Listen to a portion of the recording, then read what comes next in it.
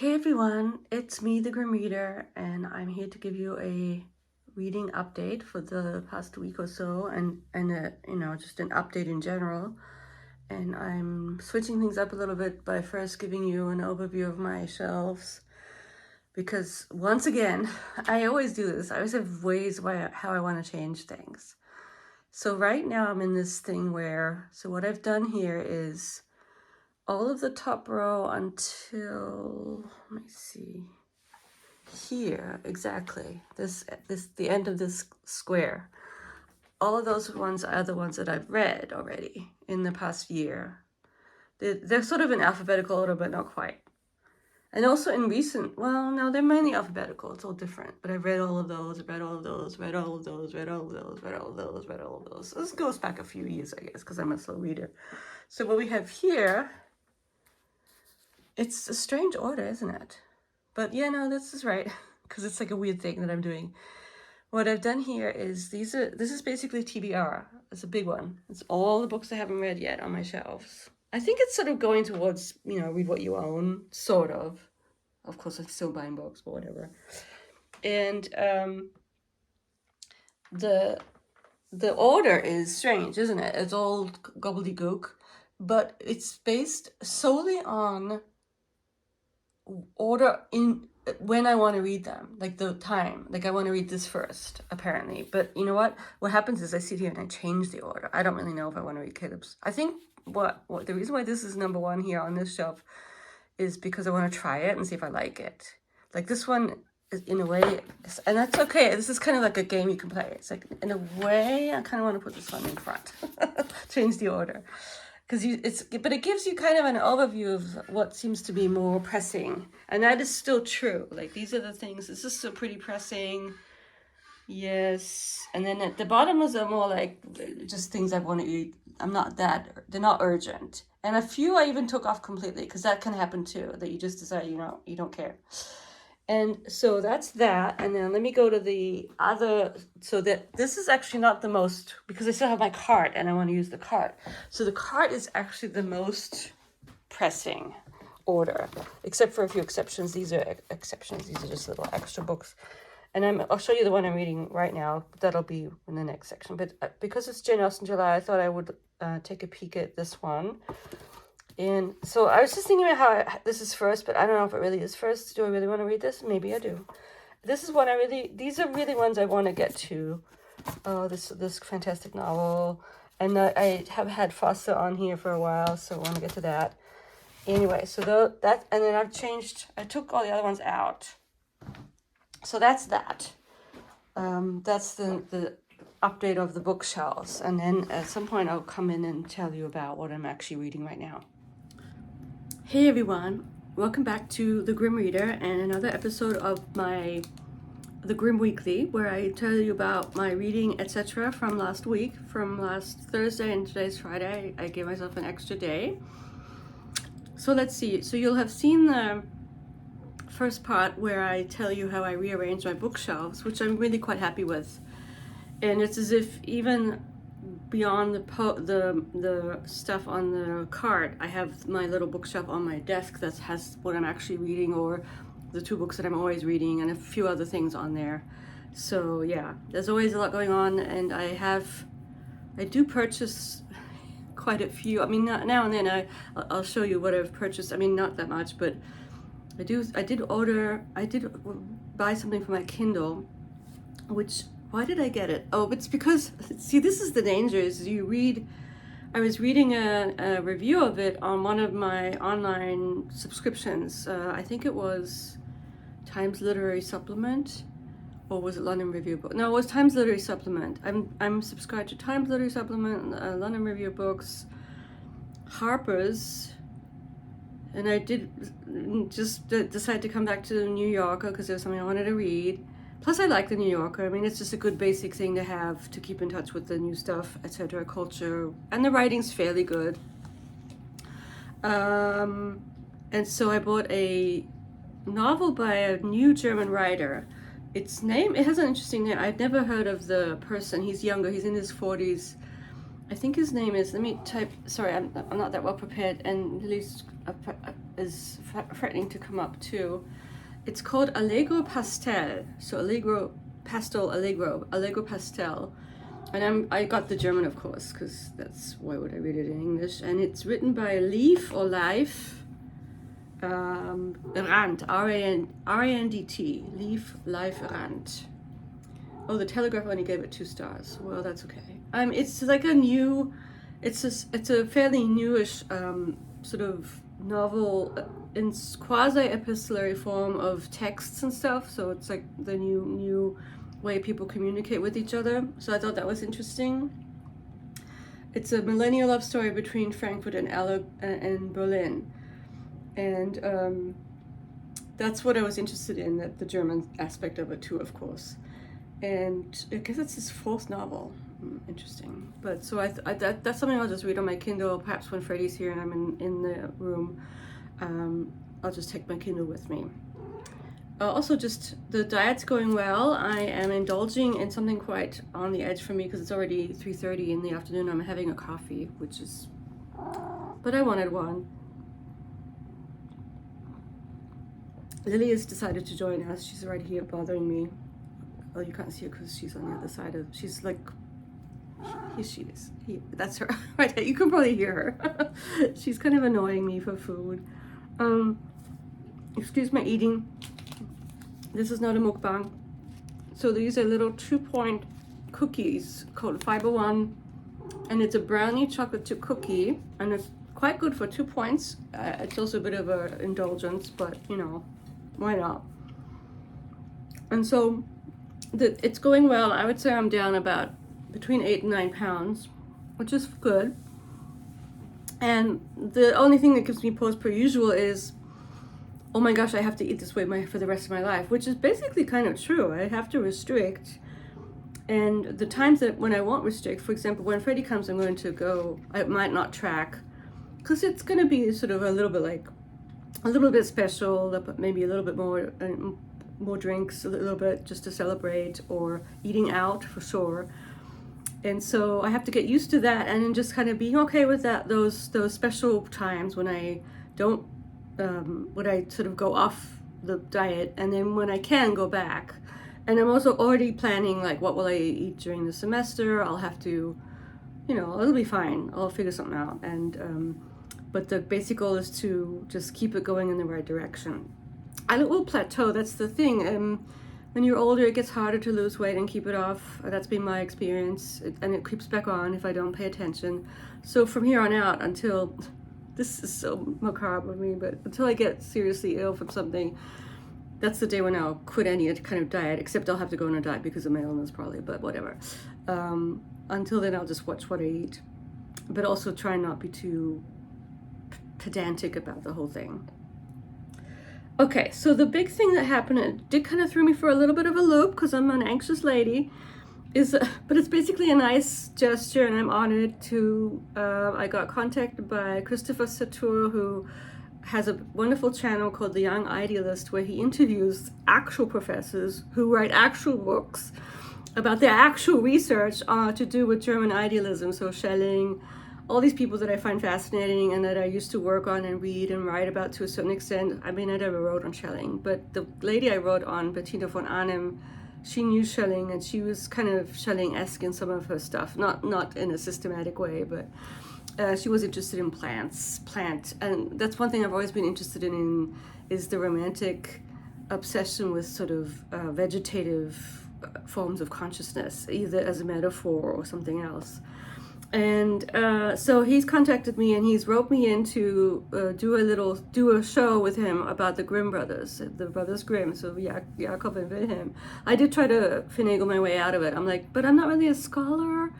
I'm on it, but what I know is just enough to teach undergraduates, blah, blah, blah, blah, blah. And he's like, oh, no, it's going to be fine. So it'll be fine, and I'm looking forward to it, and I am on it, but I am not like the other guests he's had on there. I mean, maybe there are some like me who don't really, all the stuff I know about them is from my own reading and thinking, and also from years of teaching them to the kids. And of course, they're interesting because people know their name, but how much do people actually know about the Brothers Grimm? and even like what tales did they write. Some people know about the fairy tales, like if they know something, that's what they know. But even there, it's like, what versions did they read? Did they read, you know, if you're reading a translation, it's often a diluted or a kind of reductive version of the fairy tales. So, you know, the name Grimm gets slapped on a lot of stuff. That's what happens when you have a sort of a brand name thing. But it'll be fine, and that'll happen pretty soon. I'm already kind of you know, reading up on what I do know about them and collecting my thoughts on them and making a few notes, so I'll have something succinct to say. So yeah, one thing I'm going to do is, I did read this, and I talked about it on my channel. I think it's on my channel somewhere. I didn't go into great detail because, I mean, it really just kind of confirmed everything I knew about them. I thought I didn't really learn anything shockingly new. It just went into more detail about what I did know. And so it was good. It was a good biography by this German writer or Professor Stefan Mertus, who now is kind of in charge of the Grimm stuff. There's a lot of online stuff. The dictionary is absolutely fascinating, and that's mainly Jacob, of course. I mean, not of course, but that's something I found out, that basically Wilhelm just did the letter D, which that's a whole letter. And the amount of little pieces of paper that came in their way to do the dictionary is kind of mind-boggling, and they had a lot of people helping them. But you know, it's funny that everyone says it's symbolic. They only were able to complete it to the letter F and to the entry for fruit, but it's not the same as fruit in English. In German, it's Frucht, which is it's not exactly the same as fruit, which is a different word, but it does mean sort of the fruits of your labor type thing, Frucht. Anyway, so that's the big thing, and I was like, oh, you know, freaking out a little bit, but it'll be fine. I'm looking forward to it, and I thank him for wanting to do it, despite me trying to say, don't you want a real professor?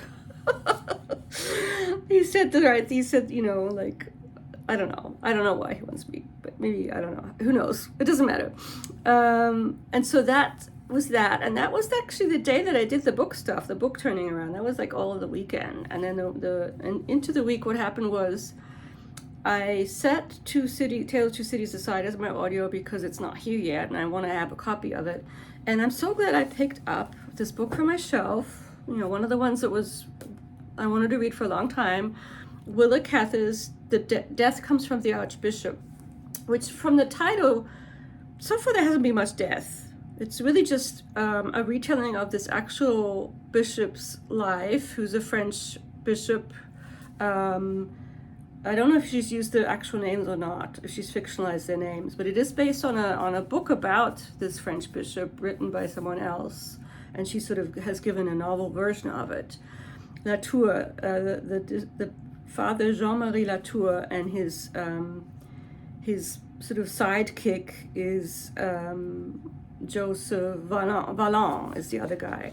And so it has this setup that I'm really drawn to, which is two people, their friendship, and they're kind of going along side by side, even though they split up. He's the other guy, the Vallon guy, is off to be the only priest in Arizona looking after the gold rush, because it takes place in the 19th century.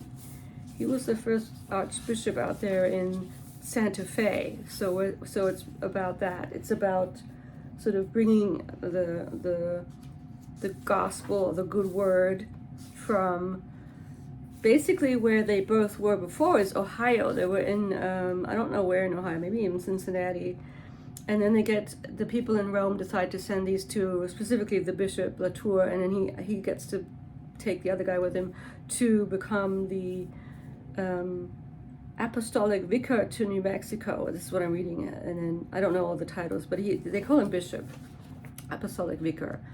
And so it's about his life being the bishop of this very sort of the Western Plains, and the sort of navigating the Indian people there, the Navajos, the indigenous people, and then also the Mexicans, and how they kind of interact, and also how they both relate to these different peoples. And she's an excellent writer. She's a very, very good writer. I'm really being swept away by the narrative, by the characterization of the people.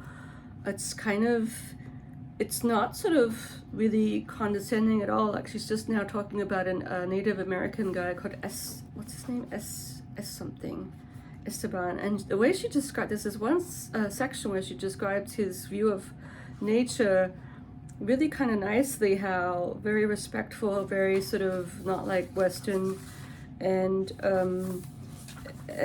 sort of just very, very different from the people coming in from the first world people and also I guess what she's setting up here is a bit of a hierarchy in terms of the most disliked people are the Yankees, so the white Americans.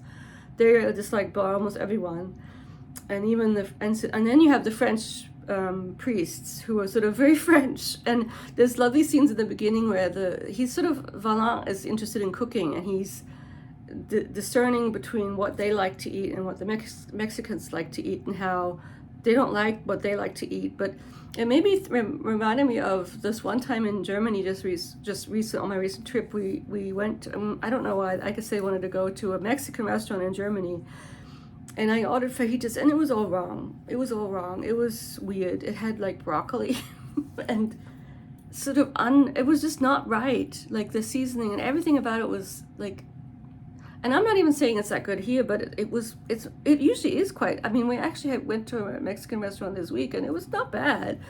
I mean, it has the right seasonings. It's just I don't think it's something that the Germans really know how to do unless they bring someone over, you know. So the whole sort of diet thing or cuisine thing is interesting. But I kind of like that they're French because, you know, I have this thing for, I don't know, French stuff, French people, French diet, and they're both characterized really in an interesting way, how different they are, how the bishop is sort of contemplative and scholarly and quiet, but he's also lonely because he lacks the ability to really reach out and sort of, whereas Joseph is more outgoing and can sort of create relationships that help him and sustain him wherever he goes.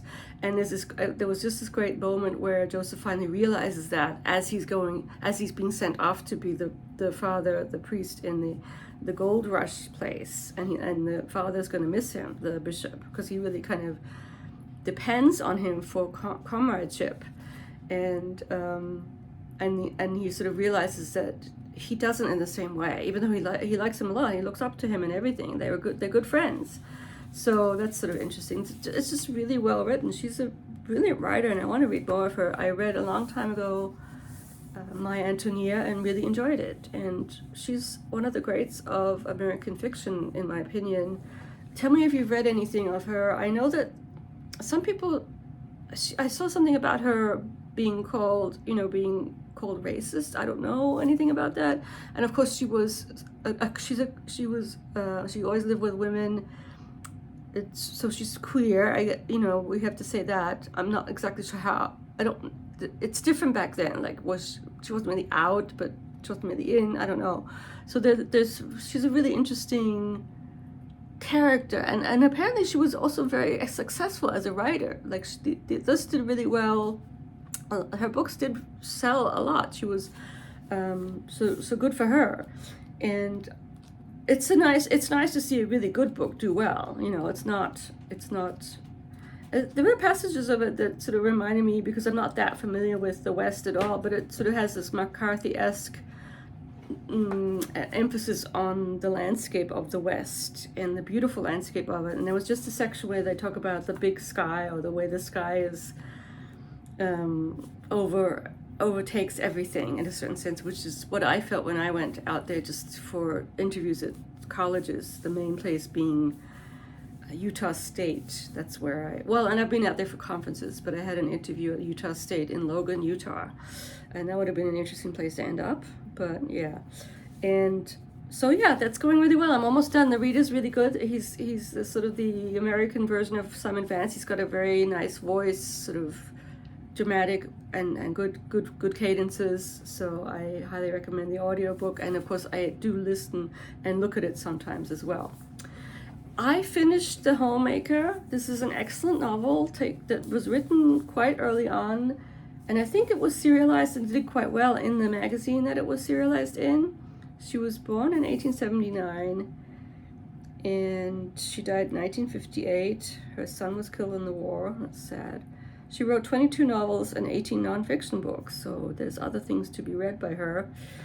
And she comes from, or she's connected to Vermont, so that's interesting.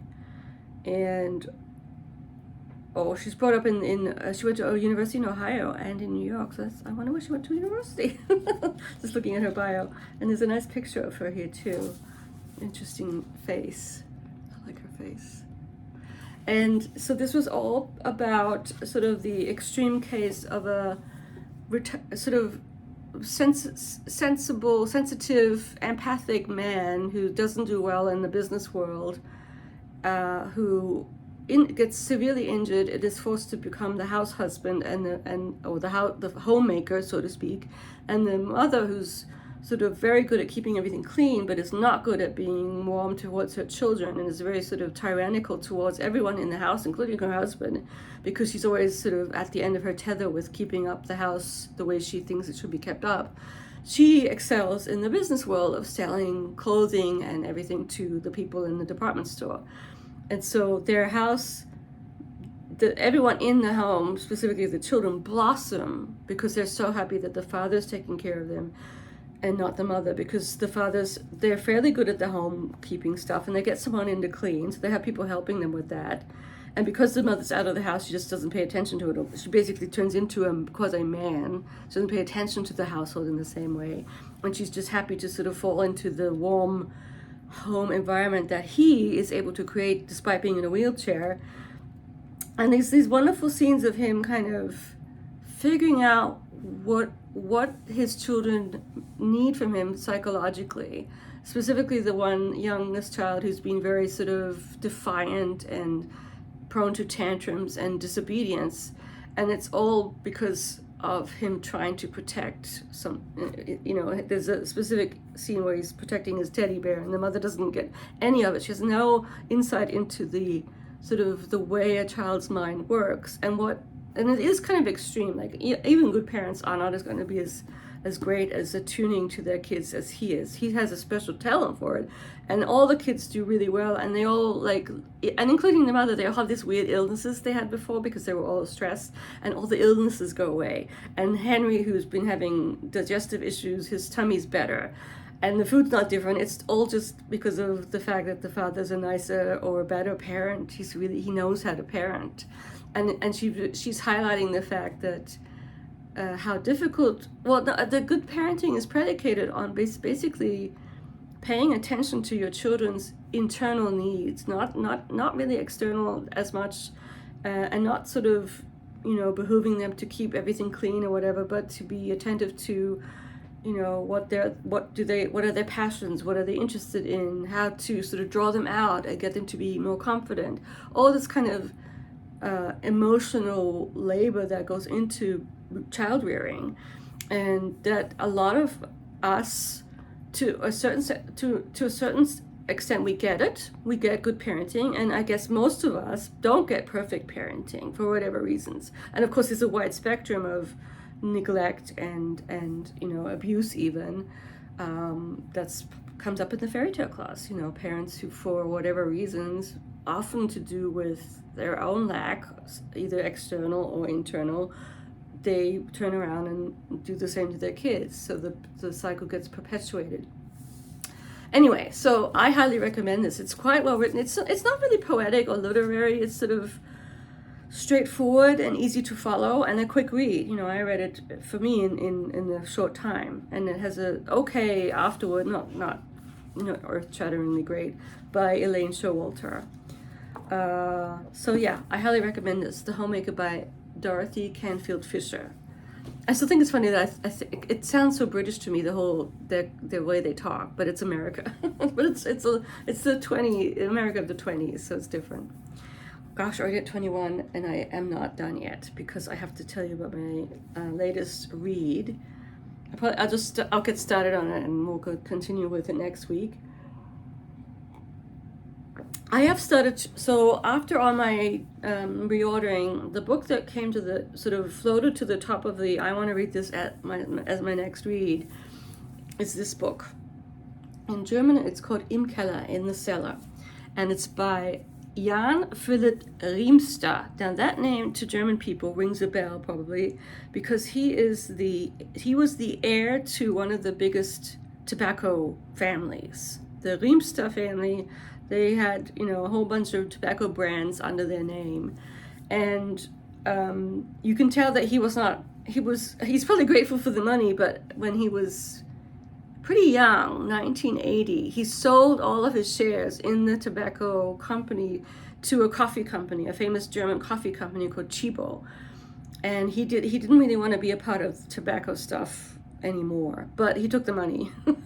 And so he is a multi-millionaire, maybe even what's above a millionaire. In German, it's Milliarde, billionaire. And he has become he's basically a German intellectual of a certain stripe. He's a Germanist, he loves German stuff, German literature, and he founded a research sort of group or center for social research, specifically to do with violence, I think. And they had a famous exhibit on the German army's involvement with Nazi Germany that was very controversial. And he is just known as, and he's a professor. There's a lot of sort of talks by him on the YouTubes. The one in German are better than the ones in English. And he's an expert on Martin Christoph Wieland, so an 18th century writer who I do want to read more of, course, Wieland. And Arno Schmidt, the writer's writer who I've talked about on my channel before. He loves Arno Schmidt, and he's the president of the Arno Schmidt Club group, whatever, society. And apparently what he did was he gave Arno Schmidt, towards the end of his life, the equivalent in terms of money of a Nobel Prize to help him be able to survive with his heart condition that he had at the end of his life. And he's just been very, very, he's read all of Arno Schmidt's works and loves them and thinks he's a brilliant writer, which I agree with. And that's kind of what got me, that's how I found out about Riemster, is because of the Arno Schmidt connection. So this book is a very, very interesting account of his kidnapping. In 1996, towards the beginning of the year, March 1996, Riemster was hauled off into a car and placed into the cellar for 33 days while his family tried to negotiate with the kidnappers to get a ransom to them. And they, of course, had the money because they're well off. He's very well off. He doesn't seem to live. German millionaires are of a different ilk than the ones over here. He's pretty low profile. I mean, he does his professorial stuff, and he does go on talks and gives talks to all kinds of places. And from what I can gather from the beginning of reading this, they have their two houses, probably nice houses, in Hamburg. One of them's basically his library. He has a whole house as his library. That's perfect. That's what I would do if I had a bunch of money, one thing. And then the other house is where the family lives. So the family house and the library house, or the work house, where he does his work and has all his books. And so that's how you could sort of tell he's not hurting for the money. And he does do a lot. He's a sort of medieval patron of the arts and what he's interested in. That's what he does with his money. And this is really good. He's perceptive. He's interested in the psychology of this kind of traumatic event. He writes nice German, nice sort of. It's not literary, but it's not totally highfalutin either. It's just very sort of reflective prose about what is going on. And so the first part was really just the sort of chronicle of what happened from the outside, from not personal at all. But then now he started on the inside. So part of his goal with writing this book about his kidnapping was to break the enforced intimacy between him and his kidnappers, because it was just them and him in this space. And he's deliberately kind of bringing that space to the public to break this weird what he calls forced intimacy. And even though that means that's kind of embarrassing or just kind of it's not easy to do. So, and what's interesting about the style is that once he starts on that part, the actual kidnapping, we're really just at the beginning, he's getting used to, he's had the car ride there, is that he splits it up between the I, which is him now after the fact, and the person in him, so the version of himself in the basement, he talks about that person in the third person, he, which I think is fascinating. And he says, well, that's kind of how it feels though. It feels as if that wasn't really me in there, but it was me. So, but it was because it's such a sort of weird, awful, strange sort of time space experience, it feels appropriate to designate it with the he. And he also sort of says it's easy to write about if you put yourself in the third person. So it's really kind of like, it's nonfiction, but it's still he. So fascinating. And I think it's going to be a fairly quick read. I got this a while ago, a couple years ago, and I've always been fascinated because I just thought, and it was a bestseller because people, it's sort of like, this is high class true crime, but it's still very harrowing because you sort of often think, how would you react? I mean, yeah. Anyway, and but it all went. He was, they apparently, I mean, it went on, and they finally got the people a long time. They got the money, and they ran away. One of the guys went to Brazil or something, and then they got tracked down much later. And yeah, so I think I'm going to end there because this is rather long and it's going to be even longer with the book stuff in front. So I apologize for length. There's always stuff going on. And I hope you're all doing well, and I will see you next week. Bye.